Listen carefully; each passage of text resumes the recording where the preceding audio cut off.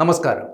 മഹാത്മാഗാന്ധി കൊല്ലപ്പെട്ട രീതിയിൽ തൻ്റെ ജീവനും ഭീഷണിയുണ്ടെന്ന രാഹുൽ ഗാന്ധിയുടെ പരാതിയിൽ വലിയ ട്വിസ്റ്റ്. മഹാത്മാഗാന്ധിയുടെ കൊലപാതകത്തിന് സമാനമായ ഒരു രാഷ്ട്രീയ ഗൂഢാലോചന തൻ്റെ ജീവന് ഭീഷണിയാണെന്ന പരാതി കോടതിയിൽ നൽകിയത് രാഹുൽ ഗാന്ധിയുടെ അറിവോടെയല്ലെന്ന് കോൺഗ്രസ് നേതൃത്വം വ്യക്തമാക്കി.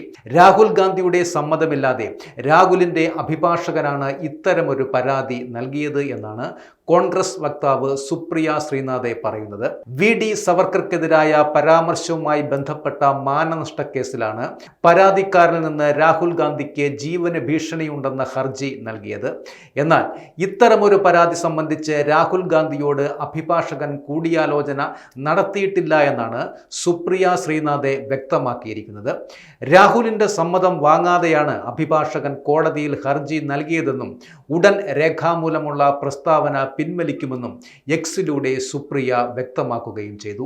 രാഹുൽ ഗാന്ധിയുടെ സമ്മതമില്ലാതെ അദ്ദേഹത്തിന്റെ അഭിഭാഷകൻ കോടതിയിൽ രേഖാമൂലമുള്ള പ്രസ്താവന ഫയൽ ചെയ്തിരുന്നു. രാഹുൽ ഗാന്ധി ഇതിനോട് ശക്തമായി വിയോജിക്കുന്നു. അഭിഭാഷകൻ നാളെ കോടതിയിൽ നിന്ന് ഈ പ്രസ്താവന പിൻവലിക്കും, സുപ്രിയ എക്സിൽ കുറിച്ചു. അഭിഭാഷകൻ മിലിന്ദ് ഡി പവറാണ് രാഹുൽ ഗാന്ധിയുടെ പേരിൽ പൂനെ കോടതിയിൽ ഹർജി സമർപ്പിച്ചത്. ഇത് പിൻവലിക്കുമെന്ന് വ്യക്തമാക്കിയുള്ള അഭിഭാഷകന്റെ വാർത്താക്കുറിപ്പും സുപ്രിയ ശ്രീനാഥെ പങ്കുവച്ചിട്ടുണ്ട്.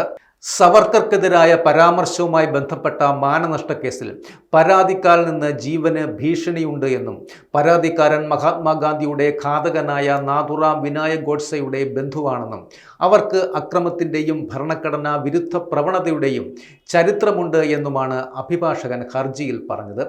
വോട്ട് ചോരി ആരോപണങ്ങൾ രാഷ്ട്രീയ എതിരാളികളെ പ്രകോപിപ്പിച്ചിട്ടുണ്ട് എന്നും ചരിത്രമാവർത്തിക്കാൻ അനുവദിക്കരുത് എന്നും മഹാത്മാഗാന്ധിയുടെ കൊലപാതകത്തെ പരാമർശിച്ച് ഹർജിയിൽ പറഞ്ഞിരുന്നു.